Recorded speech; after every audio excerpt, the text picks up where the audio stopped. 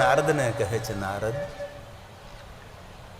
નિરંજન નિરાકારમાંથી એક આદિ પુરુષ પ્રગટ થયા, જેમનું કોઈ નામ નથી, પણ એ તત્વને ઓળખવા માટે આપણે આદિ પુરુષ કહીએ છીએ. તેમની સાથે આદિ પ્રકૃતિ, આદિ પુરુષ, આદિ પ્રકૃતિ.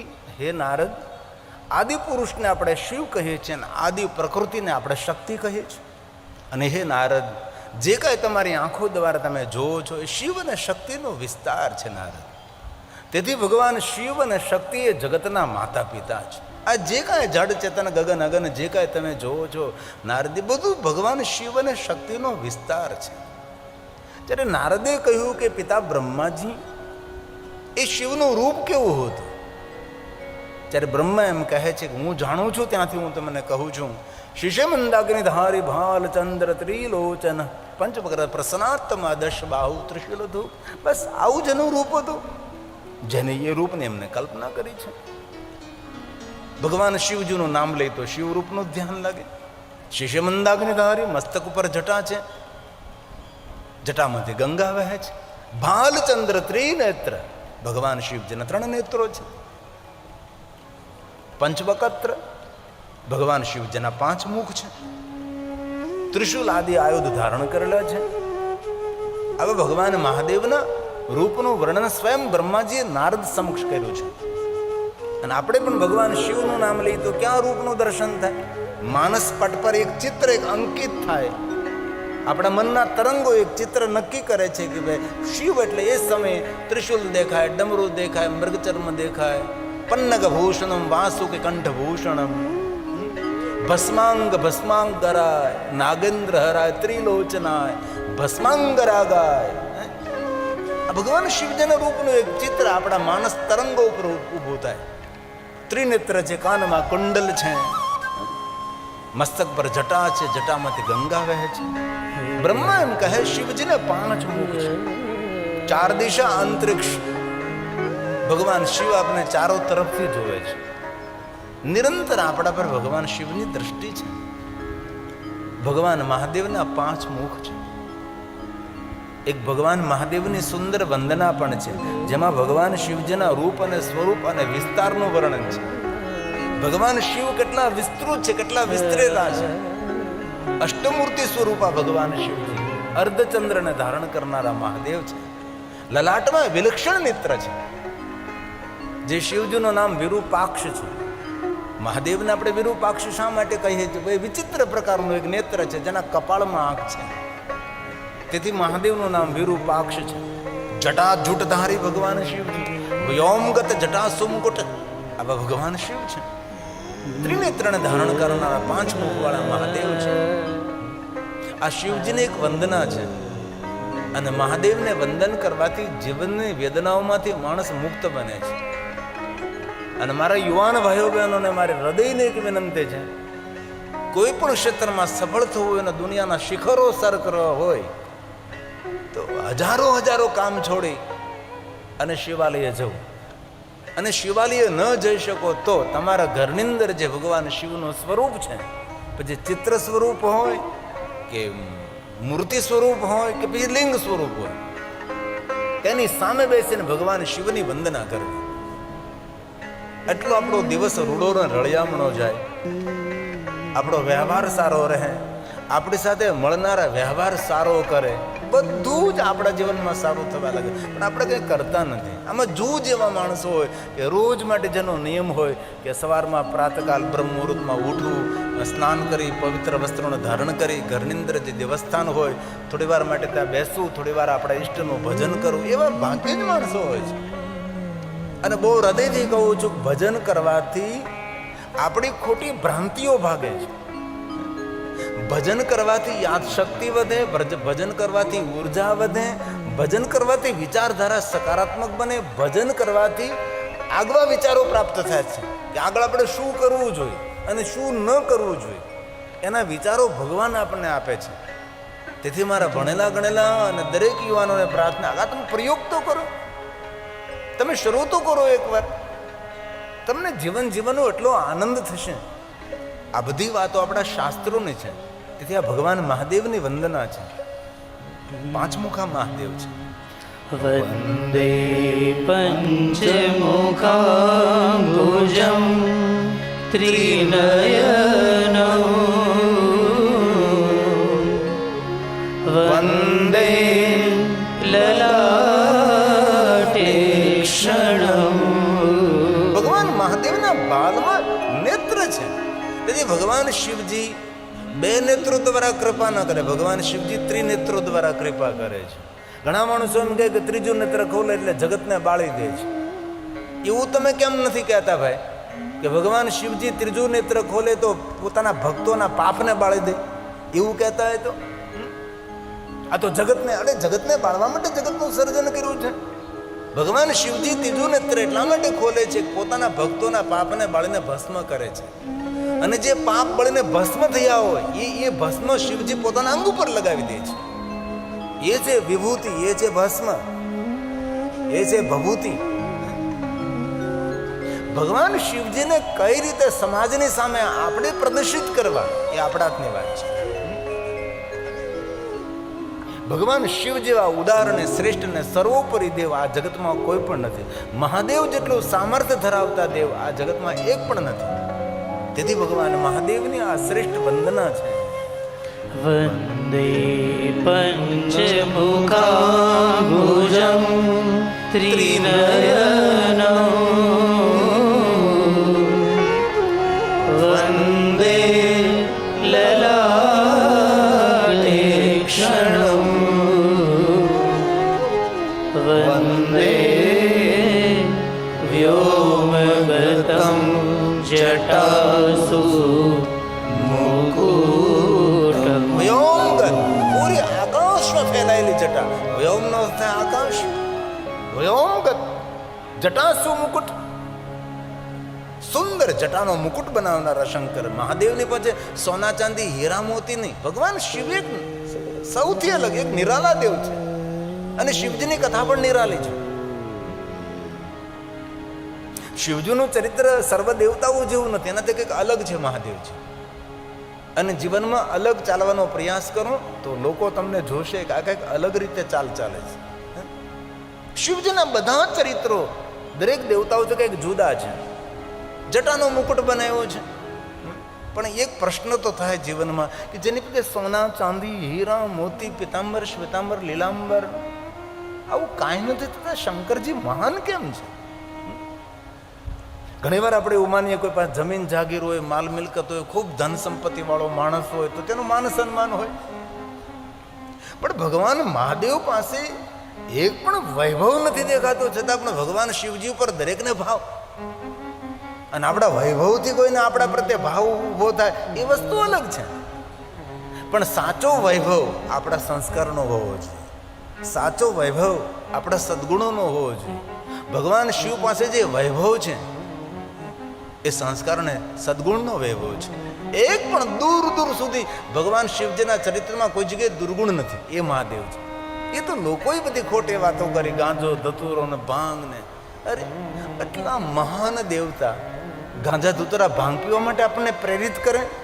એટલું સીમિત ખાલી શા માટે ભાઈ? ભગવાન શિવજીને આ રીતે શા માટે સમાજની સામે આપણે પ્રદર્શિત કરવા જોઈએ? શિવજી ધ્યાનના દેવતા છે, શિવજી સમાધિના દેવતા છે. ભગવાન શિવને ગહેરાઈથી જોવાનો ક્યારેક પ્રયાસ તો કરીએ આપણે. જટારૂપી સુંદર મુકુટને ધારણ કરનારા ભગવાન મહાદેવજી અને જટારૂપી મુકુટની શોભાની વૃદ્ધિ માટે મહાદેવજીએ પોતાના ભાલમાં અર્ધચંદ્રને ધારણ કર્યો છે. પૂર્ણિમાના ચંદ્રને નહીં, અર્ધચંદ્રને.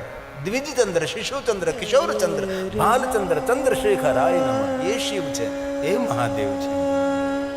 વંદે ચંદ્રાર્ધ ગંગાધર. બાલમાં અર્ધચંદ્રને ધારણ કરીને મસ્તક ઉપરથી નિરંતર ગંગાનો જલ પ્રવાહ વહે છે. જગ પાવની જય જય માં ગંગા. પતિતોને પાવન કરનારી એ માતા ભાગીરથી. સુરસરી ધારા એ માતા ભાગીરથી, એ ગંગાજી છે.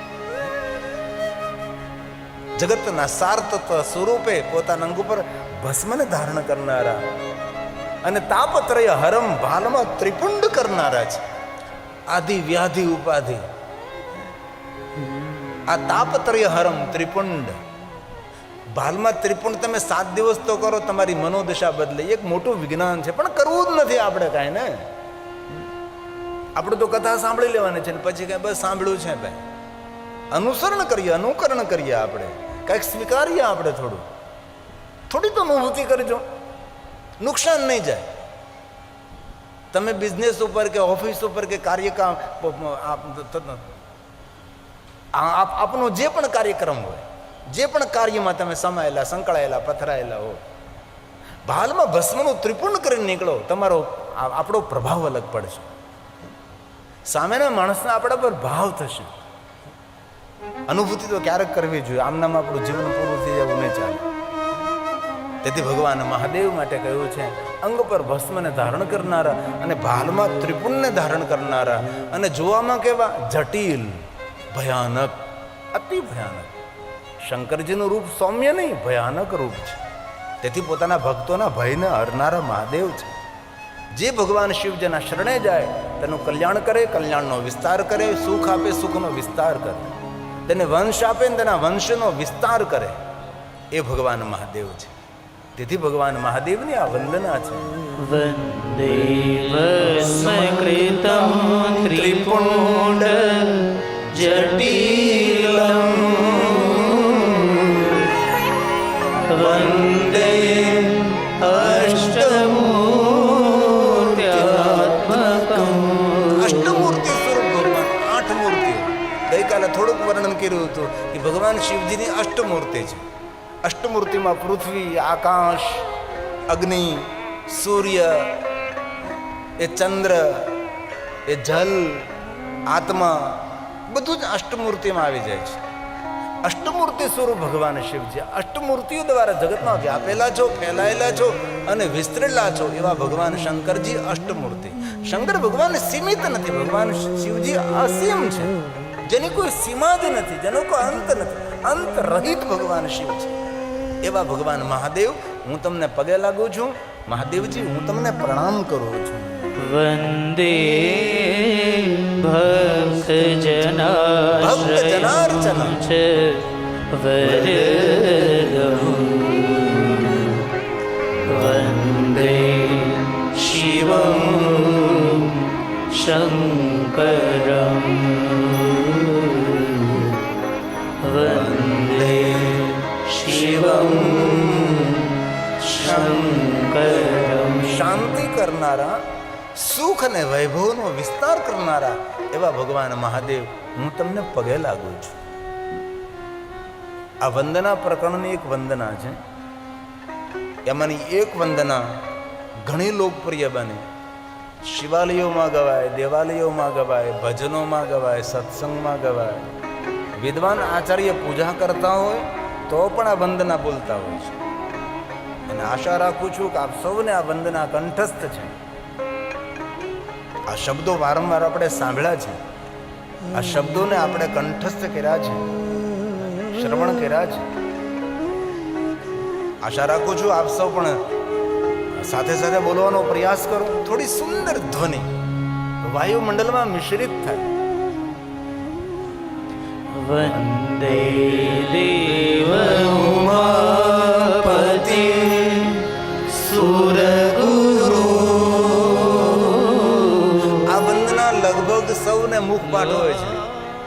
શિવાલયમાં જઈને બોલાય, પૂજા વખતે બોલાય, પગે લાગતી વખતે બોલાય, સવારમાં બોલાય, સાંજે બોલાય, સૂતી વખતે બોલાય, કોઈ પણ સમયે. સુરગુરુ દેવતાઓનો ગુરુ છે. જગતગુરુ તો સહી, પણ ત્રિભુવન ગુરુ ભગવાન મહાદેવ છે. દેવતાઓના ગુરુ બૃહસ્પતિ, બૃહસ્પતિના ગુરુ ભગવાન શિવ. એવા ભગવાન મહાદેવ છે. થોડું થોડું મુખપાઠ કરીએ, થોડું થોડું કંઠ, ભલે વાંચતા ના આવડે આપણને, અક્ષર જ્ઞાન ન હોય, પણ સાંભળી સાંભળીને માણસ ઘણું બધું મુખપાઠ કરી શકે છે, કંઠસ્થ કરી શકે છે. વંદે દેવ ઉમાપતિ સુરગુરુ. વંદે જગત્તારણં. જગતનું સર્જન કરનારા, જગતના કારણ સ્વરૂપ ભગવાન શિવ. વંદે पन्नगभूषणं मृगधरं વંદે पशूनापति પશુના પતિ. પશુ એટલે ગાય ભેંસ બળદ એ પશુ નહીં. પશુ એટલે જીવાત્મા. જીવાત્માનું ઈશ્વર ભગવાન શિવ. અષ્ટમૂર્તિમાં પશુનાથ મહાદેવ છે, ક્ષેત્રજ્ઞ છે. આત્મા એ ભગવાન શિવનું સ્વરૂપ છે. પન્નગ ભૂષણમ. પન્નગ એટલે સર્પ થાય. સર્પના આભૂષણો પહેરનારા ભગવાન શિવ છે. પન્નગ પલંગ, સુવા માટે. આટકાટના લાકડામાંથી બને તેને ખાટલો કહેવાય. થોડુંક સારી રીતે પડે તેને પલંગ કહેવાય. ને પલંગથી ઉપર આવે ઢોલિયા. હવે તો બધું નથી, હવે તો બધું સેટી વાળું થઈ ગયું બધું. પન્નગ ભૂષણ, સુતા સુતા ચાલનારો, સરકતા સરકતા ચાલનારો એ ભગવાન શિવ છે. એના ગળાની અંદર ભગવાન મહાદેવ સર્પને ધારણ કરે એવા શિવ છે. वन्दे सूर्यशशाङ्कवहनी नयनम् સૂર્ય ચંદ્ર અગ્નિ જમના નેત્રો છે. वन्दे मुकुन्दं प्रियं वन्दे भक्तजनाश्रयं च वरदम् वन्दे शिवं शङ्करम् वन्दे शिवं शङ्करम् ભગવાન શિવજીના રૂપ અને સ્વરૂપનું આ વર્ણન છે. શિવ ચાલીસાની અંદર અયોધ્યા દાસે ભગવાન શિવજીના રૂપનું વર્ણન કર્યું. ભાલ ચંદ્રમાં સોહત નહીં કે કાનલ કુંડલ નાગ ફરી કે. શંકર ભગવાન કેવા લાગે છે? તો કે ભાલમાં ચંદ્ર છે, કાનમાં કુંડલ છે. આવા ભગવાન શિવ છે. ભગવાનનું શિવનું રૂપ સર્વ દેવતાઓ જેવું નથી, સૌ દેવતા અલગ છે. कानन कुंडल नागफनी એ ભગવાન શિવ. भावे चंद्रमा सोरत नीले कानन कुंडल नागफनी अंग और शिर गंग बहाए मूंड माल तन चार लगाए अंग और शिर गंग बहाए मूंड माल तन चार लगाए वस्त्र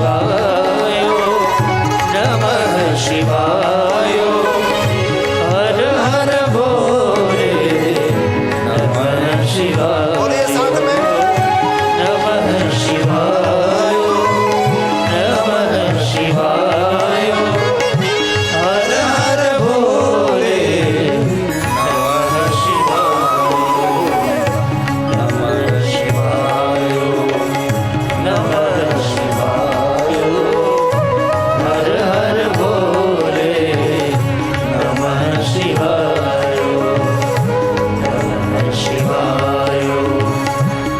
નમઃ શિવાય હર હર ભોલે નમઃ શિવાય નમઃ શિવાય નમઃ શિવાય હર હર ભોલે નમઃ શિવાય નમઃ શિવાય નમઃ શિવાય હર હર ભોલે નમઃ શિવાય નમઃ શિવાય નમઃ શિવાય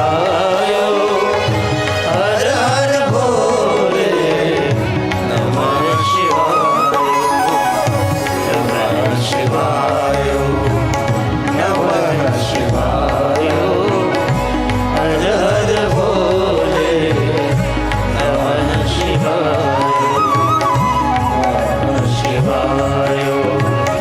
નમઃ શિવાય હર હર ભોલે નમઃ શિવાય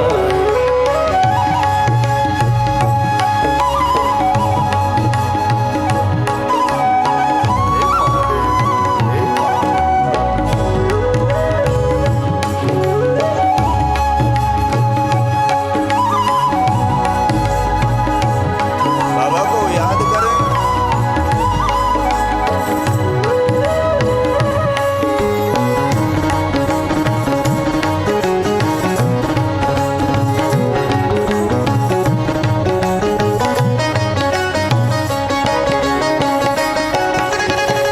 નમઃ શિવાય નમઃ શિવાય હર હર ભોલે નમઃ શિવાય નમઃ શિવાય નમઃ શિવાય હર હર ભોલે નમઃ શિવાય નમઃ શિવાય નમઃ શિવાય હર હર ભોલે નમઃ શિવાય નમઃ શિવાય નમઃ શિવાય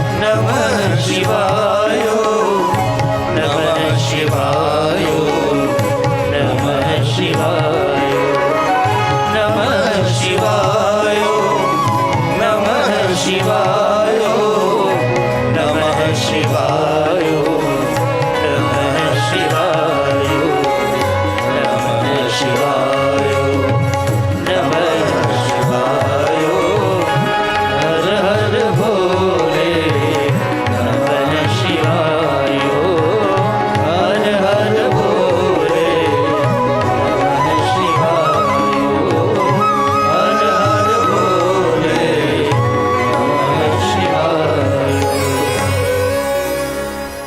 બ્રહ્મા નારદને કહે છે, હે નારદ, જે પ્રકારે હું જાણું છું એ પ્રમાણે આપને હું સમજાવવાનો પ્રયાસ કરું છું.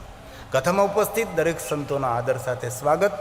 વિશેષ પ્રકારે કથામાં પધારેલા પરમ પૂજા ધર્મ ધુરંધર મહંત શ્રી મહામંડલેશ્વર શ્રી રામ બાલકદાસજી બાપુને ખૂબ તાલીઓડે આપણે પ્રણામ કરીએ છીએ. શ્રી વડવાળા મંદિર દુધઈ ધામથી પધારેલા અને વિશેષ પ્રકારે કથામાં પધારેલા દરેક સ્વર્ણ સંપ્રદાયના સંતોને જય સ્વામિનારાયણ. ખૂબ તાલીઓડે સવે સંતોને આપણે પ્રણામ કરીએ છીએ. ખૂબ હૃદયથી આપ સૌને આદર સાથે સ્વાગત છે. બ્રહ્મા નારદને કહે છે, નારદ, શિશે મંદાગ્નિ ધારી ભાલ ચંદ્ર ત્રિલોચન પંચવક્ર પ્રસાદમાં દશ બાહુ ત્રિશુલ હતું. ભગવાન શિવનું રૂપ અને સ્વરૂપ સૌથી જુદું છે. પુષ્પદંત કહે, મહોક્ષમ ખટવાંગમ પરશુરજનમ ભસ્મ ફણિના કપાલમ ચેતિયત. આવા ઉપકરણો વડે ભગવાન મહાદેવજી આપનું જીવન, આપણી પાસે તો જીવન જીવવાના કેટલા ઉપકરણો છે, તો પણ ભગવાન શિવને જેમ આપણે પ્રસન્ન કેમ રહી શકતા નથી? ભગવાન શિવજીની પ્રસન્નતાનું રહસ્ય કયું? પ્રસન્નાત્મા. શિશે મંદાગ્નિ ધારી ભાલ ચંદ્ર ત્રિલોચન પંચમુખ પ્રસન્નાત્મા, નિરંતર પ્રસન્ન રહેનારા દેવ ભગવાન શિવ છે. ઉપકરણો કેટલા છે ભાઈ? મોક્ષ. મોક્ષનો અર્થ બુઢો બળદ, થાકી ગયેલો બળદ, ખેતીમાંથી નીકળી ગયેલો બળદ, આખલો નહીં. આપણે ગુજરાતી ભાષામાં ખૂટ્યો નહીં. મોક્ષ એટલે ખેતીમાં ચાલતો બળદ, વૃદ્ધ બળદ, આખલો નહીં. આ પુષ્પદંતે ગાયું છે. મોક્ષ ખટવાંગમ એક થાકી ગયેલો બળદ,